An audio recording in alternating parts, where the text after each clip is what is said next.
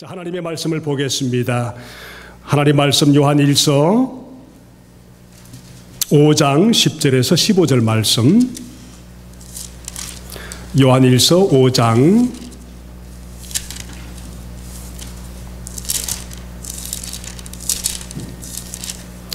10절에서 15절 말씀 같이 한번 보겠습니다. 같이 읽습니다. 시작.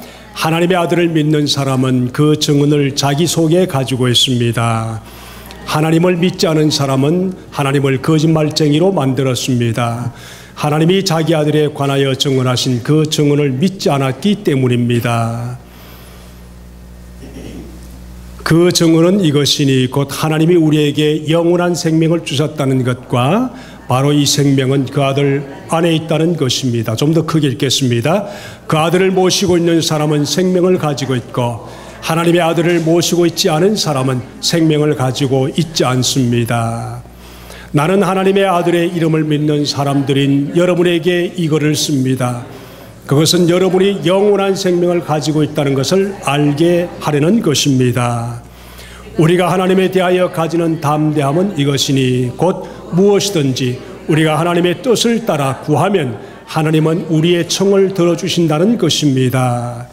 우리가 무엇을 구하든지 하나님이 우리의 청을 들어주신다는 것을 알면 우리가 하나님께 구한 것들을 우리가 받는다는 것도 압니다. 아멘.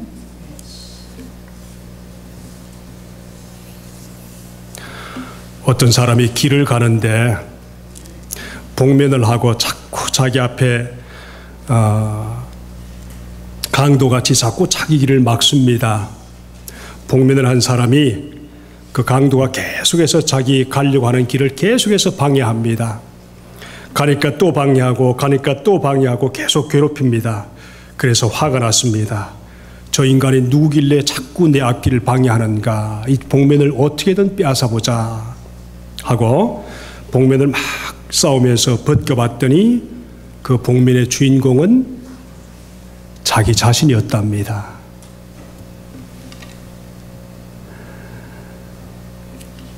이 말을 한 사람은 우리 미국의 유명한 잔 맥스웰 목사님이신 리더십의 대가인 잔 맥스웰 목사님이 리더십에서 나온 책이기도 합니다. 자꾸 자기 인생의 앞길을 막는 것을 거두어 봤더니 자기 인생 자신이더라 하는 얘기입니다. 제가 왜 이런 말씀을 하는가 하면은 우리 인간의 문제는 의외로 자기 자신한테 있다는 것을 알기 때문에 그것만 제대로 깨달으면은 우리 인생의 길은 얼마든지 하나님이 열어주시지 않을까. 자기가 자기를 자꾸 방해한다는 겁니다. 하나님과의 관계, 또 인간관계, 갈등, 이런 것들을 겪고 있는 분들은 한번 생각해 보면서 내가 내 자신의 인생을 내 스스로가 맡고 있는 것은 아닌가, 그런 생각을 해봅니다. 그것이 혹시 내 열등감에서 오는 것은 아닌가. 예수 그리스도를 믿고 주님 앞에서 자기가 분명히 발견되면은 하나님께서 나에게 주시는 비전이 내 인생을 끊임없이 열어갈 수 있도록 인도를 하십니다. 성령께서 그것을 계속 인도해 주십니다. 그래서 예수 믿는다, 이것은 성경 말씀과 성령을 통해서 내 인생이 주님과 교제하고 그분의 음성을 들을 줄만 알면은 내 삶의 비전은 얼마든지 주님과 더불어 앞을 향해서 가기에 부족함이 없다. 그런 문제입니다. 혹시 이런 문제를 가만히 생각하면서 주님과 신앙생활 한다는 것이 무엇일까 하는 것을 한번 생각해 볼 수 있는 기회가 되길 바랍니다.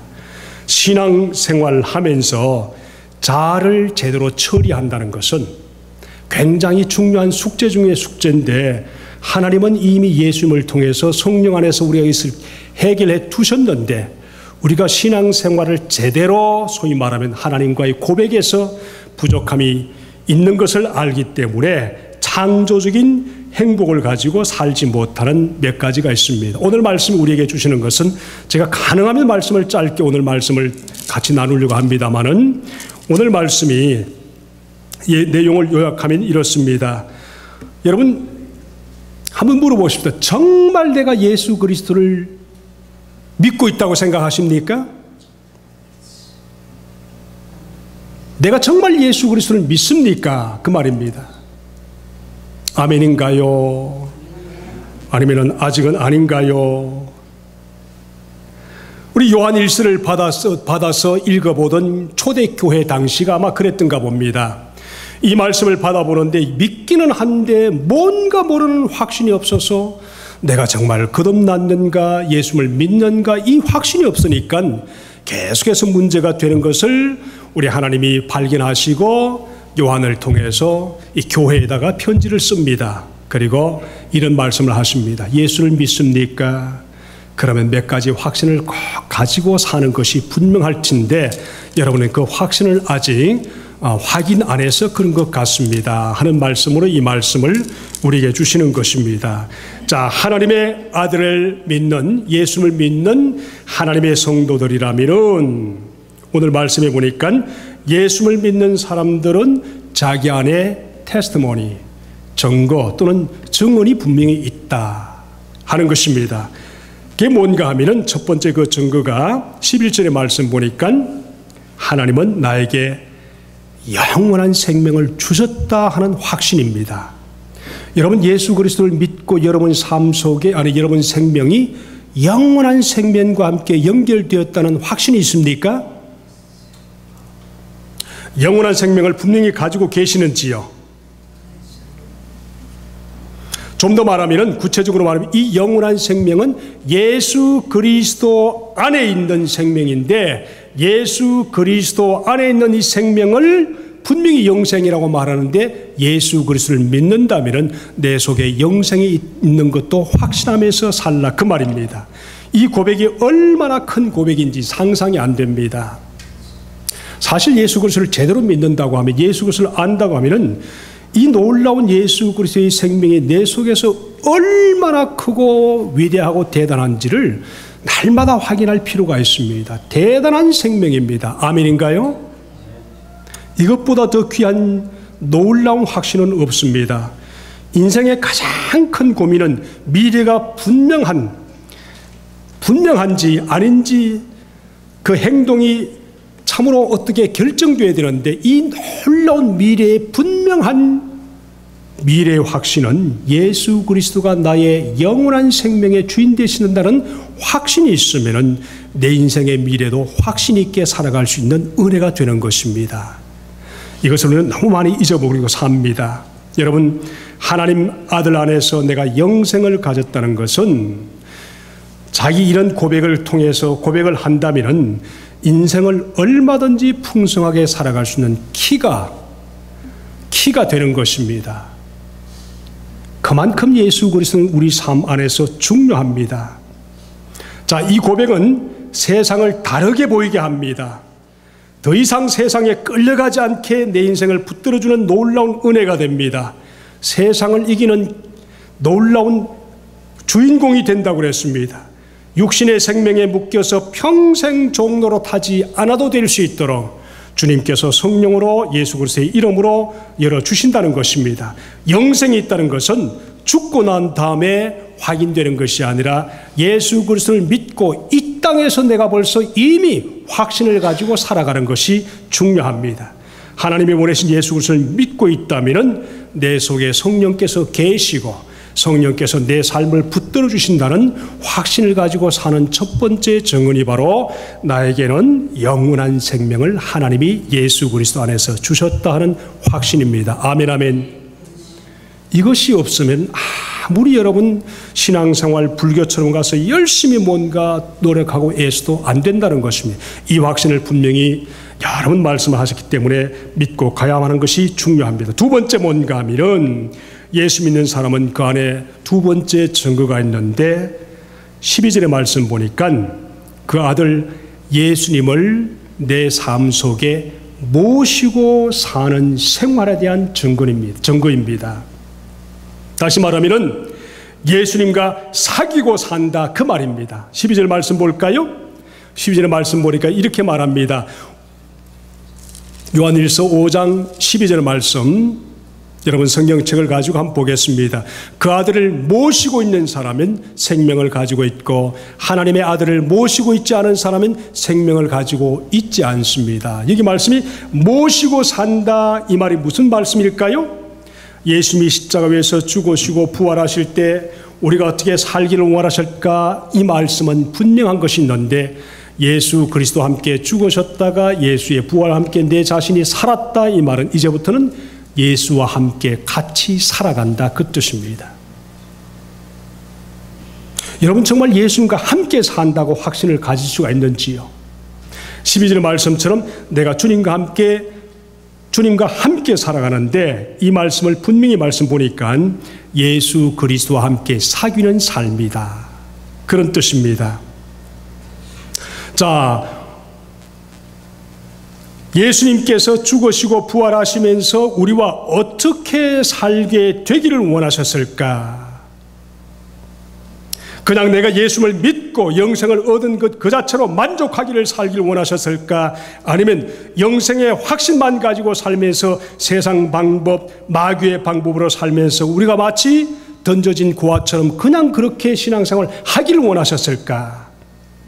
그렇다면 우리는 이런 고백이 절대로 있어서는 안 됩니다. 그게 뭔가 하면 여호와는 나의 목자시니 내게 부족함이 없으리로다, 이런 고백은 할 수가 없는 것이지요.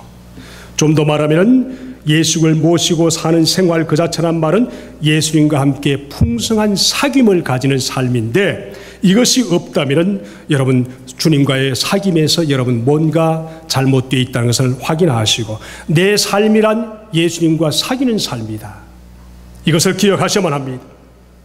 예수님이 우리에게 하시는 말씀이 뭔가요? 인자가 온 것은 양으로 생명을 얻게 하고 더 풍성히 얻게 하려는 것이다. 여러분 한번 신앙생활 하시는 분들은 경험해 봐서 아는데, 사귀는 삶과 그냥 예수를 믿는다고 고백하는 삶은 너무 다른 것입니다. 제가 얼마 전에 어떤 분을 만나서 이런 얘기 고백하는데, 그분이 오셔서 하는 말이, 목사님 사업도 안 되고 걱정이 태산 같습니다.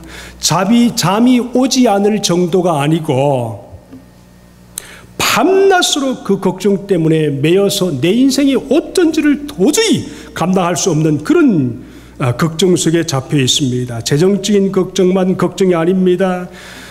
자식의 미래에 대한 걱정, 그것은 뭐 당연한 것이고요. 내가 죽으면 이 자식들은 어떻게 살까 하는 그 걱정부터 엄청나게 날마다 그 고민이 나를 힘들게 한다, 그렇게 고백을 했습니다. 그러는 어느 날 주님과 함께 사귀기 시작하면서 그분과 함께 기도하고 말씀이 내 심령 속에 들어오면서부터 기도하면서, 환경은 변화되는 것이 없고 세상 보는 시각과 모든 것은 다 똑같은데 내 생각과 내 가슴 속에 들려오는 하나님의 음성은 전혀 달라지더라는 것입니다. 그러면서 예수님과 사귐을 갖고 시작하면서 한없는 마음의 풍성함이 예수님을 통해서 끊임없이 나에게 몰려오더라. 그러면서 내가 죽으면 자식 어떻게 할까 걱정했는데, 자식이야 하나님 것이니까 나보다 더 잘 키워주시겠지. 그러니까 죽음이 걱정이 없더라는 거지요. 그리고 사업이 정말 안 되는데도 불구하고 사업에 대한 걱정도 안 되더라는 거지요. 그냥 예수님과 함께 사는 그 자체가 행복하고 감사해서 삶의 의욕이 달라지고, 세상 보는, 사람 보는 또 이런저런 눈이 달라지고, 또 사람을 대하는 방법도 달라지더라. 특별히 내 입술의 고백도 달라지더라. 그런 고백을 하는데, 제가 그 사람의 얼굴을 보니까 전혀 다른 사람이, 저도 경험해 봐서 알고 여러분도 아마 경험해 봐서 알 겁니다. 여러분, 우리가 정말 주님과 함께 사귀고 산다는 것은 예수의 영원한 생명이 나와 함께 계셔서 내가 그분과 함께 살아가는 것이고, 그분이 내 삶을 인도하는 것이고 내 삶을 책임져 주신다는 것인데, 내가 할 것은 뭔가? 그분과 함께 사귀며 살면서 그분의 생명이 나의 생명과 함께 교제하면서 그분 앞에 순종할 때 나에게 주시는 예수님의 풍성함이 내 삶을 인도해 가신다는 것을 확신하는 것입니다. 이것이 바로 사귀는 것입니다. 요한복음 10장 27절 28절에 내 양은 내 음성을 들으며 그랬습니다.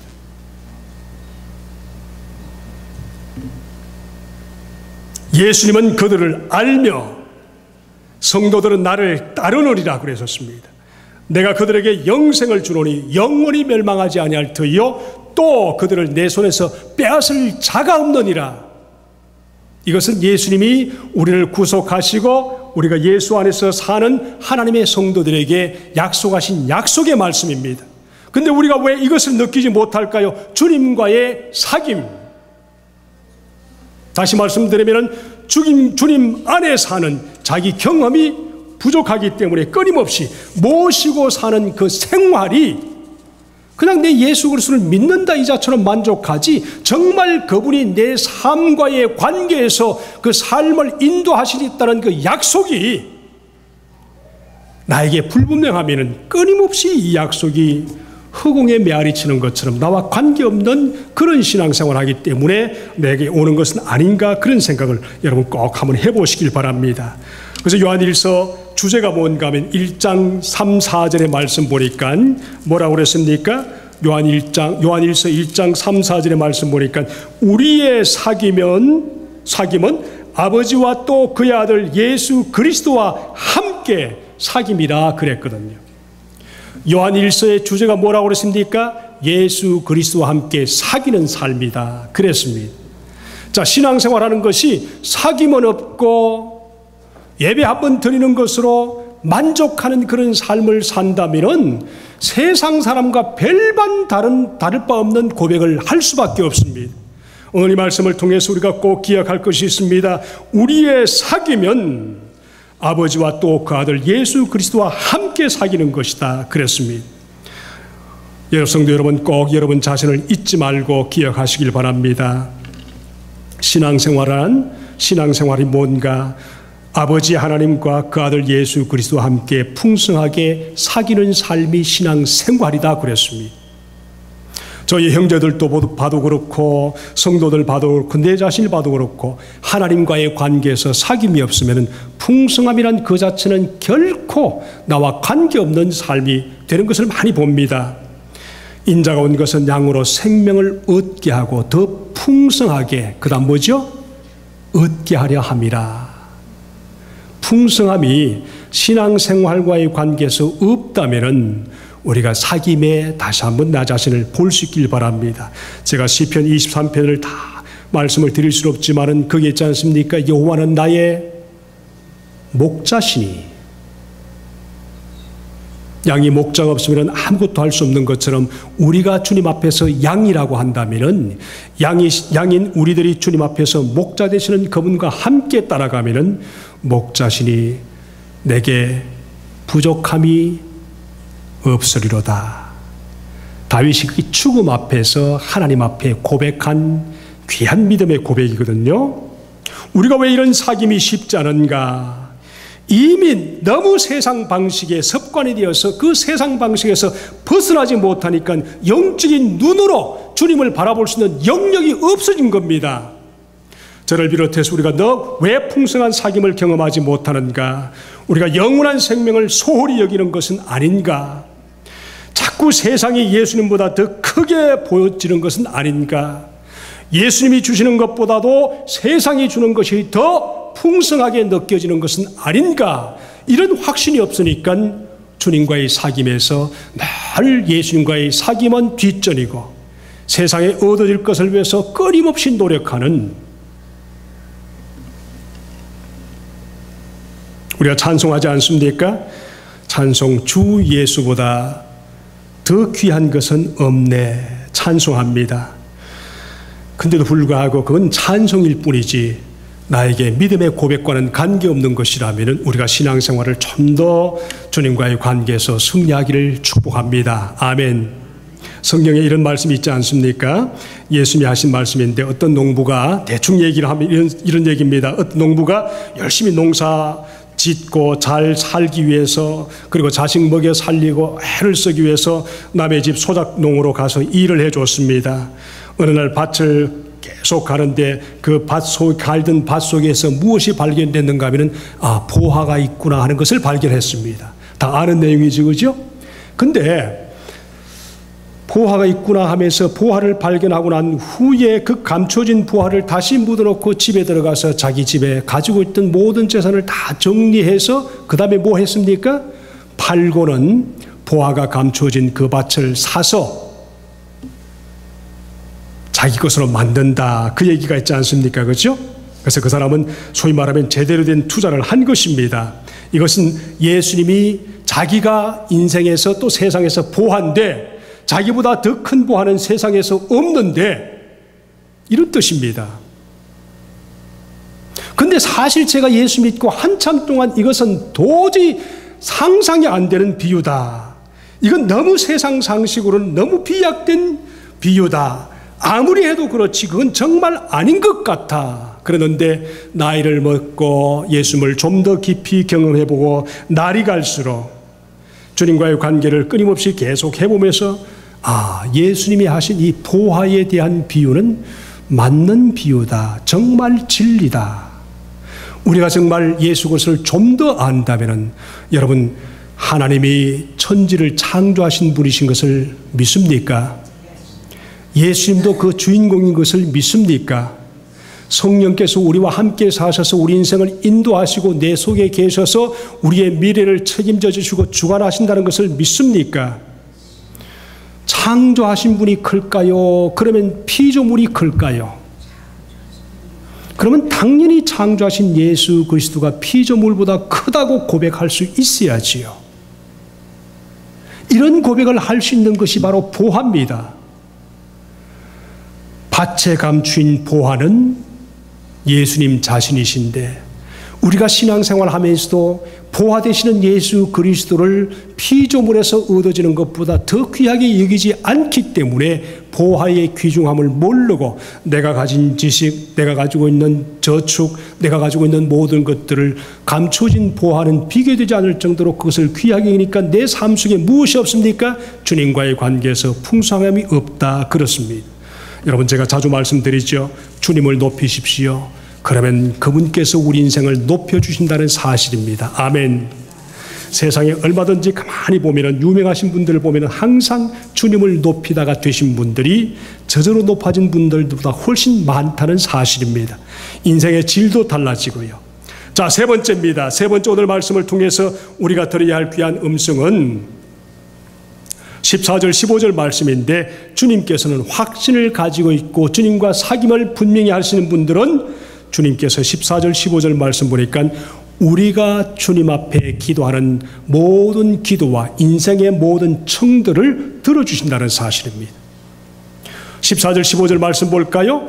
우리가 하나님에 대하여 가지는 담대함은 이것이니 곧 무엇이든지 우리가 하나님의 뜻을 따라 구하면 하나님은 우리의 청을 들어주신다는 것입니다. 15절 말씀 보십시다. 시작. 우리가 무엇을 구하든지 하나님이 우리의 청을 들어주신다는 것을 알면 우리가 하나님께 구한 그것은 우리가 받는다는 것도 압니다. 굉장히 중요합니다. 우리가 끊임없이 주님과는 관계가 없이 내 열심을 가지고 살면서 주님께 기도하는 것은 없습니다. 물에 빠져서 죽어가는 사람이, 배 안에서 죽어가는 사람이 예수님과의 관계가 별로 안 하다가 막 죽어갈 때가 되었으니까 하나님께 기도합니다. 하나님, 내가 언제 당신 앞에 기도한 적이 있습니까? 이번 한 번만 또 구해 주시면 내가 다시는 안 구할게요. 이번만 좀 구해 주세요. 한 10년 전에 제가 했던 예화입니다마는 바닷속에 가서 엔진이 고장났죠. 밖으로 나올 수가 없지요. 더 이상 노를 젓는 힘도 없지요. 그러니까 그때 하나님께 기도합니다. 물에 빠져 죽지 않기 위해서 하나님, 내가 언제 당신 앞에 구한 적이 있습니까? 근데 이번 한 번만 구하겠습니다. 이번 한 번만 들어주시면 다시는 제가 다시는 구하지 않겠습니다.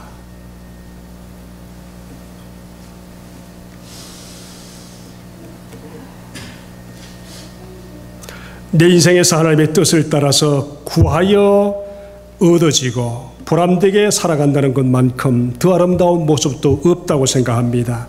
주님께서 두 번씩이나 말씀하셨습니다. 14절 말씀 보세요. 곧 무엇이든지 우리가 하나님의 뜻을 따라 구하면 하나님 우리의 청을 들어주신다. 15절에도 우리가 무엇을 구하든지 하나님이 우리의 청을 들어주신다는 것을 알면 우리가 하나님께 구한 그것을 우리가 받는다는 것도 또한 압니다.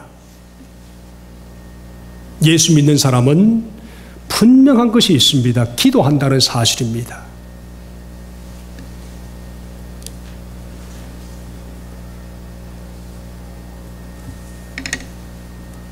다른 것보다도 참 우리가 기도가 없다는 것이 참 애석한 불행 중에 불행입니다.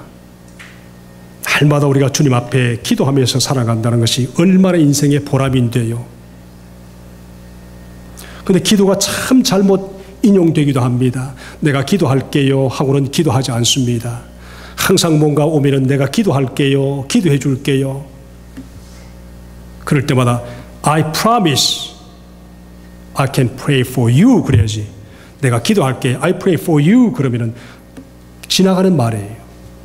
기도가 너무너무 잘못 인용되고 있는데 I promise, Christian promise I can pray for you. 그러면 저는 꼭 기도합니다. 짧게라도 기도합니다. 우리는 신앙생활 기도 없다 그러면 하나님을 관계하지 않고 살아간다 그 말과 똑같은 것이거든요. 여러분 꼭 명심하십시오. 아침에도 잠깐 말씀드렸습니다마는 목사들에겐 치매가 많이 없대요. 저도 들은 말고 이렇게 읽은 겁니다만 왜 없는가 보니까 감사하고 기도하고 말씀 보고 계속 뭔가를 쓰니까 목사들에게 치매가 없답니다. 우리 있을 수도 있지요. 근데 우리가 이것을 통해서 알 수 있는 것이 뭔가 하면은 주님과의 관계에서 기도하고 감사하고 살아가는 하나님의 귀한 성도들에게는 반드시 주님께서 청을 들어주신다는 것을 믿음의 사시기를 축복합니다. 아멘. 재밌는 얘기입니다. 어느 70대 노인이 어저께 제가 뉴스에서 본 겁니다마는 물건을 훔쳐놓고는 나는 절대로 안 훔쳤다고 70대 할아버지 노인이 그랬답니다. 그래서 자기를 현장에서 붙들렸는데 붙들려서 데리고 가니까 데리고 간 사람을 오히려 수하겠다고 막 그냥 발부둥 치더랍니다. 분명히 보니까 차량의 문을 열고는 그 속에 있는 물건을 들고 나와서 막 훔치는 것을 몇 번 봤는데 경찰에 가니까 자기는 절대로 안 훔쳤다고 그 인상을 보니까 진짜 안 훔친 사람처럼 얘기하더라는 거죠. 그래서 자식을 붙들고 얘기해 봤더니 아빠가 치매가 있다고. 자기가 물건 훔쳐놓고 여러 차를 훔쳐놓고도 절대로 안 훔쳤다고 그러더랍니다. 여러분 오늘 무슨 요일인가요? 마더스데이입니다. 그렇죠? 마더스데이면 이미 벌써 엄마가 됐다 이 말은 나이가 벌써 이미 들어갔다 그러는데 여러분 이 말씀이 시베리아에서 우리 선교하는 어떤 선교사님이 저에게 보내온 카톡입니다. 그 제가 일부러 봤습니다. 여러분 이 말씀을 보면서 꼭 기억하십시오. 내가 이미 벌써 늦었다, 늙었다, 아무것도 할 수 그냥 살아가야 되겠다 하는 분들은 이 말씀을 꼭 들으면서 한번 참조하시길 바랍니다. 자, 인생을 살면서 하는 내용인데 사람이 사람답게 사는 것을 우리가 보통 well-being 그럽니다. 그죠? 건강하게 산다. 사람이 사람답게 죽는 것을 well-dying 그런답니다. 누가 한 건지 모르겠습니다. 미국 사람이 한 건지 한국 사람이 모르는 건지 모르겠습니다. 그리고 사람이 사람답게 늙는다는 것을 well-aging 그런답니다. well-aging. 사람의 연령에는 자연 연령, 건강 연령, 정신 연령, 영적인 연령이 있는데 자, 영국의 노인 심리학자 브롬디라는 사람이 쓴 건데 인생의 4분의 1은 성장하면서 보내고 나머지 4분의 3은 늙어가면서 보낸다. 그런 얘기를 했답니다. 자, 사람이 아름답게 죽는다는 것은 여간 어려운 일이 아닌데 아름답게 늙는 것이 더 어렵답니다. 자, 나이가 들수록 열정을 잊어버리는데 잊지 않도록 하면서 나이가 들면서 4가지 고통이 따르는데 그게 뭔가 하면 우리가 잘 아는 질병이 있고 고독감에 대한 고통이고 경제적인 빈곤 때문에 그렇고 그리고 역할 상실 때문에 그렇다. 여러분 나이가 들면서 자압이 없어지고 자기 하는 역할이 없으면 그렇게 외로운 사람들을 못 봤습니다. 여러분 가능할수록 오랫동안 일하면서 쉬고 싶어도 오히려 일하면서 살길 바랍니다. 자, 노년이 되어서 초라하지 않게 우아하게 보내는 방법이 뭔가 하면은 사랑하고 여유가 있고 용서하고 아량을 가지고 있고 부드러운 마음을 가지고 있는데, 특별히 핵심적인 요소 중에 제일 큰 것이 열정이랍니다. 그러면서 이분이 그런 얘기를 했습니다. 모세는 80의 민족을 위해서 새로운 출발을 했다. 세계 역사상 최고의 업적은 35%가 60에서 70대에서 성취됐다. 제가 이 말을 보면서 참 의아했습니다. 35%가 60에서 70대에 역사상 최고의 업적을 남겼다. 그래서 그 중에서 23%는 70에서 80대가 노인이었을 때 이룬 성취고 6%는 80대에 성취되었다고 그렇게 얘기를 합니다. 자, 결국 역사적 업적으로 64%가 60세 이상의 노인들에 의해서 결정됐다, 성취되었다. 그러므로 여러분, 내가 60이 넘어서 이제는 그냥 대충 살지, 계획 없이 살지, 여유 있게 살지, 그러면서도 내가 이래 살아서 되는가, 이런 분들은 꼭 들으시기 바랍니다. 64%가 60세 이상 넘어서 이룬 업적 때문에 유명해진 거랍니다. 소크라테스가 그랬고, 괴테가 그랬고, 나다나엘 포우가 그랬고, 칸트가 그랬고, 유명한 미술가 미켈란젤로가 그랬고, 하이든과 핸델 이런 사람들이 다 그렇게 60이 돼서 그랬고, 성경에도 거의 많은 사람들이 나이가 들어서 이룬 업적이 더 많은 것을 봅니다. 그래서 우리가 첫 번째 이런 것을 통해서 말씀을 정리하기 원합니다. 자, 사람 관계가 참 중요한데 이 말씀을 보면서 제가 이렇게 말씀을 드리고 싶습니다. 믿음과 가까이 하면서 정신 연령과 영적인 연령이 점점 더 젊어질 수 있도록 하기 위해서는 우리가 내가 늙었다는 생각보다는 지금부터 오히려 계획을 가지고 나머지 생애에 목숨이 다하는 그날까지 내가 뭔가 의미 있게 주님과의 관계에서 승리하면서 주님이 주시는 풍성함을 내 삶에서 누리며 살기를 축복합니다. 이런 것이 소위 말하면 우리가 주님 앞에서 새롭게 도전받아야 할 놀라운 도전입니다. Well aging 하면서 새로운 도전을 통해서 주님께 영광이 되시기를 주님의 이름으로 축복합니다. 우리 같이 기도하겠습니다.